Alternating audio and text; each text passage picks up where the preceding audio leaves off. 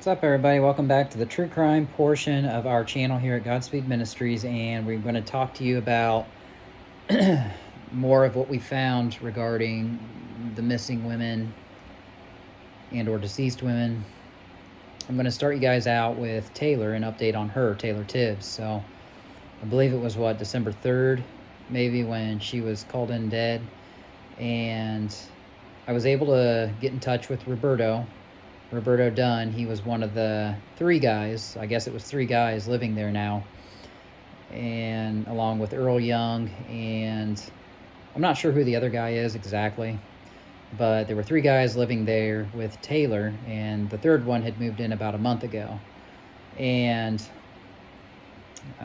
being told by some people that, these guys have really turned their lives around, and that's good. That's what we support, is people getting off drugs and giving their lives to God. That's a great thing if that's, what's going on. And it seems to be, at least in the case of Roberto, I can say. And he's been providing us with some updates on some things regarding her death and how long, apparently she was dead or whatever. Because in our research, according to the time death calculator, the forensic calculator, it seemed like she would have had to have been dead for about a day and a half, maybe, before it was called in or something, because she was found at 67 degrees Fahrenheit outside. But what we're getting information from them at the house is that the third roommate, who had just moved in about a month ago, found her dead outside, I guess, on the porch, I think. And he got a hold of Earl, and they called it into 911. And we never actually said that these men were guilty of Taylor's death. They're in agreement with us, our team doing the research, that allegedly, that we believe that Amber Petrie Clark sold Taylor drugs, and she was reportedly found with heroin, meth, and fentanyl on her, but the family's saying that she never smoked meth. So why that was the case, I don't know. And we'll continue to dig up details and get a timeline as best we can. But, there's just all kinds of things that go into this story. The fact that Taylor's mother had been to that house at 701 Palmer Drive many times before, several times, and Taylor had never answered the door. And that's why, we thought the windows were all boarded up. They said, well, no, they're not boarded up. They just have cardboard on it from when the dogs went through the windows, and, the landlord never repaired it. And we, on the outside looking in, nobody knew where Taylor was except for her mother, and even she didn't know because Taylor was never answering the door. But they said, well, when the cops came around looking, Taylor answered for them one time. And that whole story didn't really make sense either. I'm not saying from what they're telling me at the house, but Wood County Sheriff's Department had another warrant. They said they were searching for her based off a warrant. Well, it was the same warrant that she was arrested for before, the capious warrant, which made no sense because she had been bonded out for that in 8 hours on the original missing persons alert, where she showed up. And the story is she showed up at Ghetto Gomart on 16th by the dumpster and was unresponsive. But I don't know, somebody's conflicting that story, so who knows exactly, but I believe that version is probably true. But regardless, she was bailed out of jail within 8 hours. And they didn't know who it was, but from the events that we're hearing, Earl Young was keeping Taylor away from Amber Clark this entire time because of Amber's history. Well, she's been used as a confidential informant by Parkersburg police before, and you can actually, I'll say allegedly on that, but you can look up the report. It's out there, and it says CI, that's confidential informant. But Amber, she's kind of sweating bullets right now and trying to find me, my information and stuff, and who I am and all this stuff, and said that she was going to go down to the police and sue me. Well, that's not exactly how it works. We're saying allegedly because we have our beliefs and suspicions, and we just want justice. We want the truth. I mean, that's what this is about. You know, the whole thing, we wondered if this was all related to human trafficking. But, and I do believe that Earl was her boyfriend and stuff, but I don't think it's necessarily human trafficking that was going on now. But, I mean, you have to wonder when these women aren't contacting their families. And in the case of Taylor Tibbs, she had a young daughter, a very young daughter who was being cared for by her mother, and nobody's hearing from her at all. So it's like, why wasn't she reaching out? That's one of the questions we have. You know, is why was there no contact? So I don't know. It's just, the whole thing's mysterious. You know, we found her, discovered her location, and then all of a sudden Amber shows up there, and now she's dead. I mean, and it could be any number of things. Now they're stating that Taylor wasn't on drugs when she was living with them, that she was sober, and that they were keeping her there, and that could very well be. I don't know. I don't know one way or another. I mean, we've got suspicions both ways, but to me, it's like, where's the police in all this? Why aren't they investigating all this? There should be a suspicious death investigation going on in the case of Amber's meeting up with her, I think. I just don't get it. And it's like they're just, you know, here's the same story. It's an addict, and they just don't really seem to care. So, I don't know. I mean, the whole thing is very sad. And like I said, our main mission about this is we just want truth and justice to come out. And we don't want people to die and have a wrong story out there. And we don't want to run people through the mud if necessarily they're not guilty. But at the same time, there's still questions out there. You know, we don't know all the details. We're trying to get them. But things need to happen. Accountability needs to take place on the people that are dealing drugs, and I'll give credit where it's due. I mean, for the people that are off drugs and recovered, it's not easy. You know, I can't relate because I've not ever been on drugs, but we know people who have. My best friend has, and that's why I've got skin in the game on this. It means a lot to me, you know, and everybody in this city knows somebody who's been afflicted by drugs one way or another. But let's move on from Taylor Tibbs a little bit and just briefly mention Kelsey Province. I'm not going to say too much about it. Other than the fact that we do have good news, she is home safely, finally. She's actually back home, I believe with her mother, and she's got out of the situation she's in. That's really all that needs to be said about it. I don't know all the details. It doesn't necessarily look good, but she's back, and that's all that matters. And that's where I'm leaving that one. Thank God she's back. We didn't really have anything to do with it. We were just keeping tabs on her and trying to encourage the family to get in touch with her to get her back. So thank God she's back. Prayers have been answered there. On to Gretchen Fleming. We do have some updates in that case as well, and we do want to mention some inaccuracies on the documentary.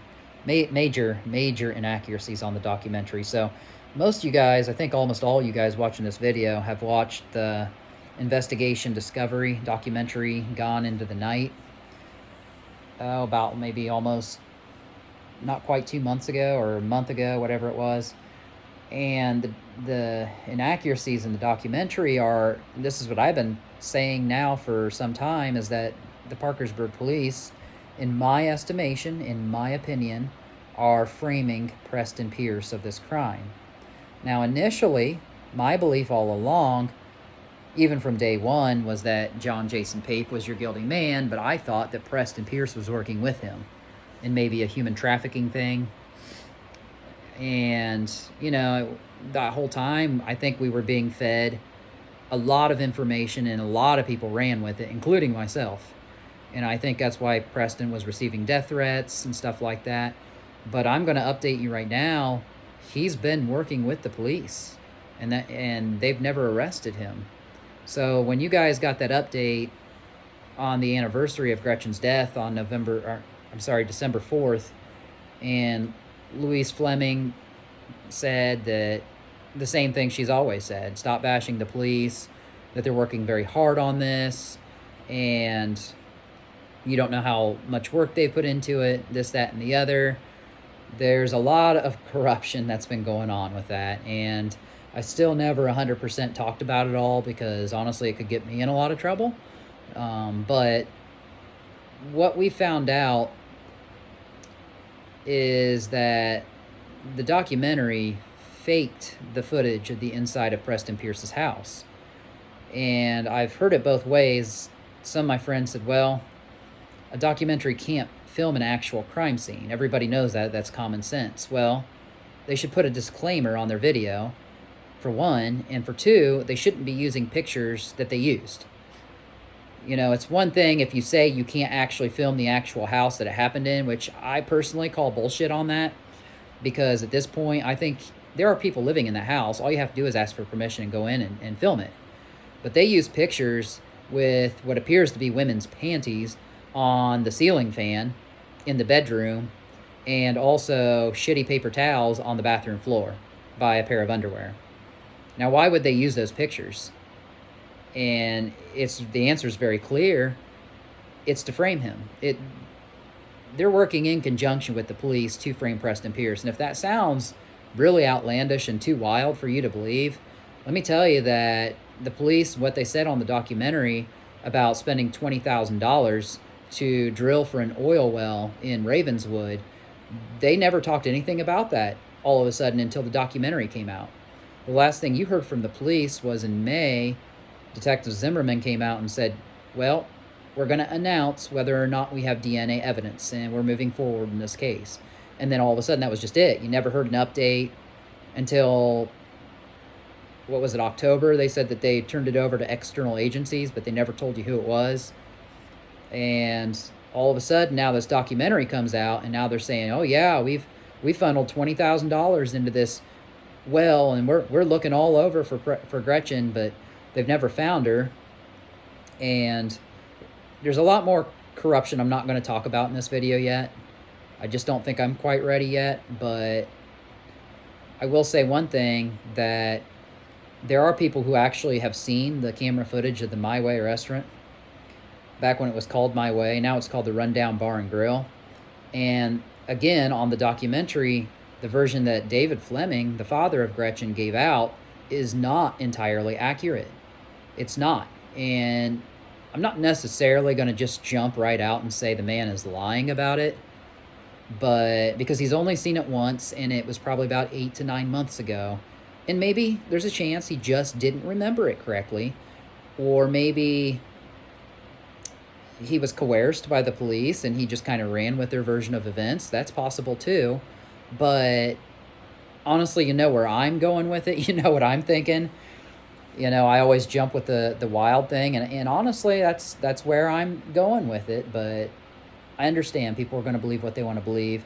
They're probably not even going to believe what I'm saying here anyway. But the reason I know it is because people have seen that video, and it's come out that what he said about Preston Pierce following her out necessarily isn't true.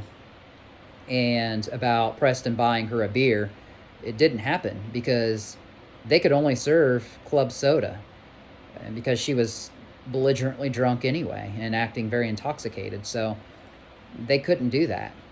But you got to understand, the police have put a gag order on the My Way bar and also on Preston Pierce. And I don't know where Preston's living, but I'll tell you one thing. The police do know where he's living, and they do know his phone numbers. They know all of them. He's been in contact with them. From what we understand, he submitted evidence to them. And apparently they're saying that it no longer exists. And I believe, I don't know, but I think that evidence is a dashboard camera out of his car that runs on like a 2-week looped cycle, from what we're hearing. And if that's what he submitted to them to try to help them find Gretchen, because somebody was saying that he turned that in the day of when they came and raided the house, I think, in December, about a week after she was missing, and he was trying to help. And the version that we're hearing is that he was trying to help Gretchen get away from John Jason Pape. So in the documentary, if you go back and you watch it, and I'll try to find a link and post in here if I can. If you go back and you watch it, they exonerate Pape right away. They say, oh no, he's not guilty. You could tell just from the sound of his voice, he sounded genuine. What the heck? That just sounds fishy to begin with right there, you know? And it's like the version of events that he took her stuff to the bar. Well, you've got her information. You've got her identification card. If she's able to purchase drinks at all, she's got to have an ID. And that's got her address on it. And he knew where her grandparents lived anyway, because apparently that's where he picked her up at in the black wrecker truck. So why wouldn't he just take her purse back there and immediately say, hey, look, I don't know where she's at. She went home with another man, but that didn't happen. And then apparently a coworker said that Pape was telling him he thought he was going to be arrested. And, well, why are you telling people that you think you're going to be arrested?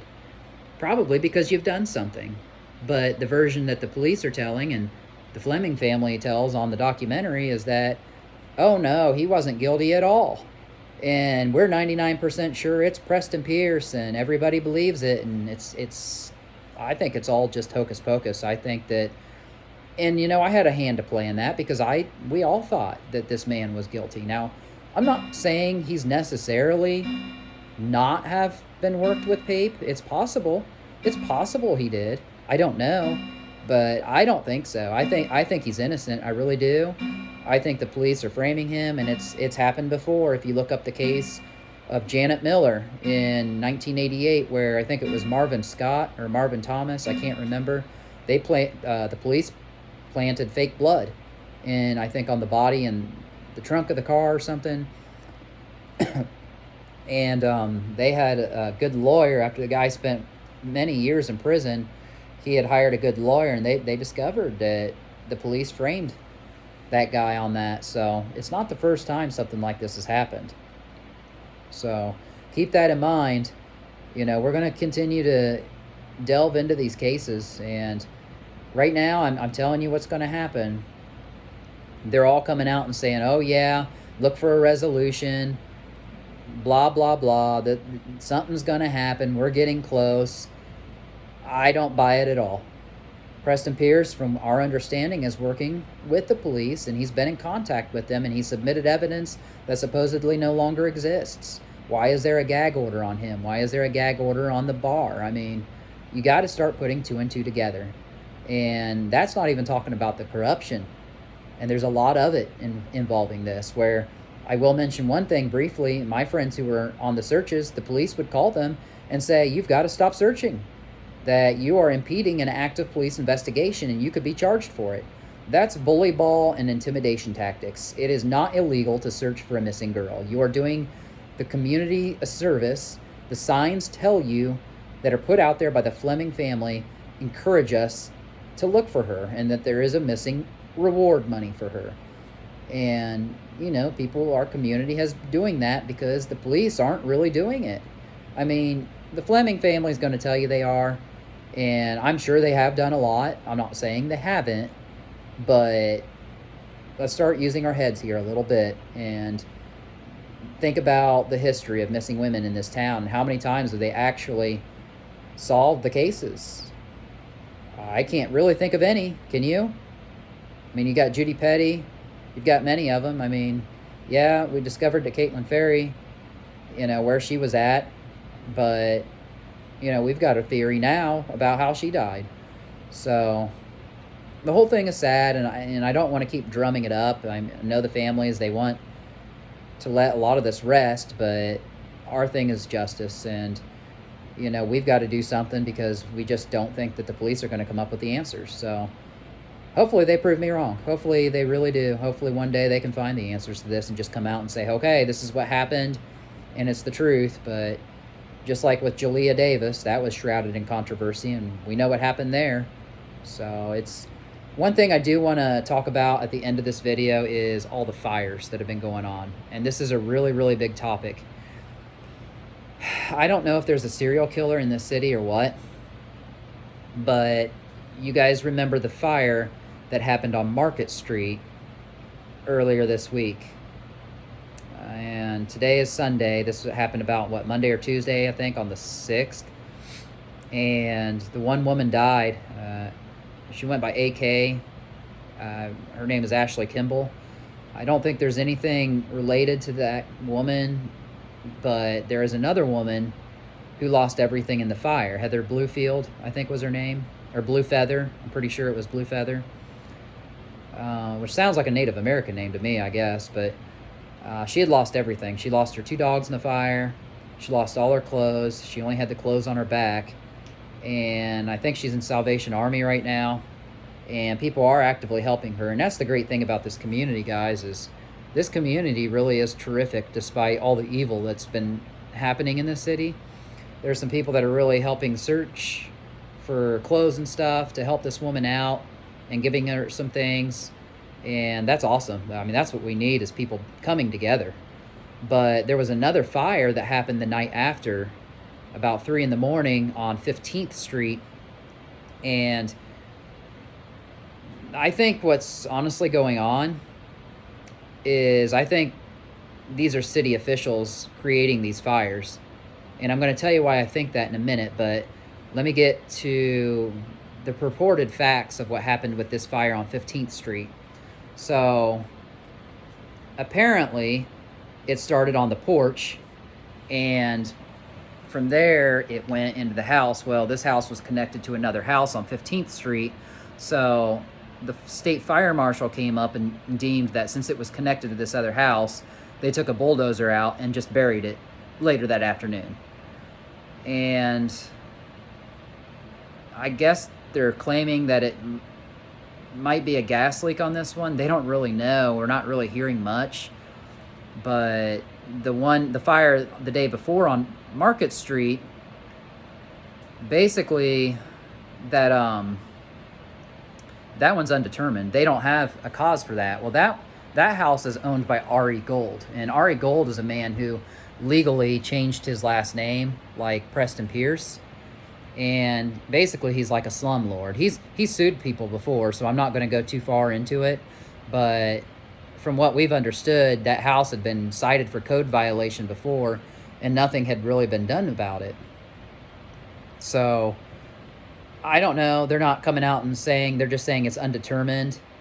I haven't even heard if it was electrical or what, but some guy created 2 fake accounts on Facebook and said, I did this and more young women will die. And it was 2 different fake accounts in all capital letters. And the women that were responding to the posts were saying, you're crazy, you need to get a life. And he would come on there and say, okay, this is your address, 1611 Main Street or whatever it was, you're next. And he did that to 2 different women on there under 2 different accounts. And we don't know if this is really a serial killer or if this is just a guy looking for 15 minutes of fame. But you have to take it at face value, and you have to treat this with urgency, because it's anybody doing this. I don't care if it's a kid. You're evil. I mean, it's really bad. And with all these fires that are going on right now, we're just really starting to wonder who this could possibly be. Is it somebody in the police department? Is it a city official? Is it just a kid looking for 15 minutes of fame? Somebody's doing it. Somebody's creating fake accounts and threatening women with their addresses and saying they're next. And we will say there was another woman, and I'm not going to get into her name too much because it's a touchy subject for the family, but there was a woman that died about a month ago by around Thanksgiving time. I think it was on November 24th in Chateau Hills. And her sister came on Facebook and said that we honestly don't know how she died. We don't know. And we're waiting on the autopsy to come back. It could take months. And when it comes back, they'll think about maybe releasing it if they think it's relevant for people to know. But they said, if people want to run wild with their theories, so be it. But it's very touchy. And women are dying in this city. And you have to really start investigating what's going on, because if this has anything to do with the guy who's making the threats on Facebook, which it could very well be, it's a very, very serious cause for alarm. I don't know if it is, but you got to take it at face value. And there was another fire on 6th Street, and actually, I recorded that on my phone. I did upload the footage on the fire video just a few days ago, so you can check that out. Well, the woman that lived there, she actually came into where I worked and was talking to me about it today, and I was talking to her about some fires, and she says, well, I'm the one that lost my house on, and I said, when? And she said it was on 6th Street on November 16th or something. Yeah, November 16th, I think is what she told me. And I said, wait a minute. I said, I got footage of that. I said, how did it happen? And she said, well, I don't know, but it apparently started up on the porch. And I said, wait a minute. I said, this fire on 15th Street started on the porch too, is what they're saying. And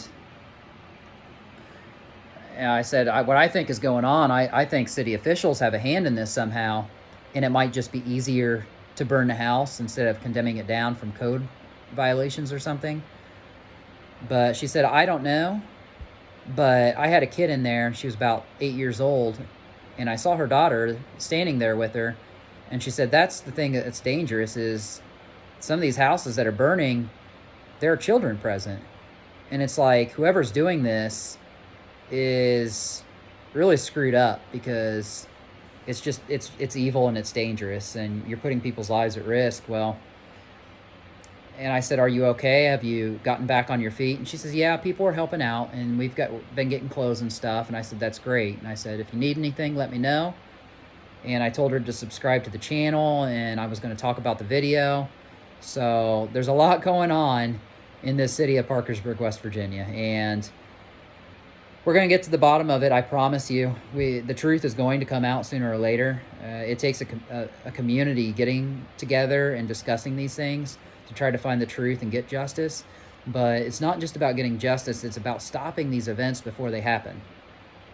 And, you know, if we can get to the root cause of what's really going on with the women missing and, you know, the fires that are going on, there's so much going on, and it's attacking us at once. We know we're fighting the devil, but hey, that's what we do. We're trying to help. So thank you guys, as always, for tuning in. I didn't mean for this to be close to a half hour, but I just wanted to cover bases on everything and let you guys know what's going on. So if you have any questions, post them here, discuss it with people, and we've got our team of dedicated people working behind the scenes, and we're gonna continue to uncover and unravel what's really going on in this city. So thanks as always, guys. We love you, and we're here for you. Keep praying, and we're gonna get through this one way or another. Talk to you later. Bye.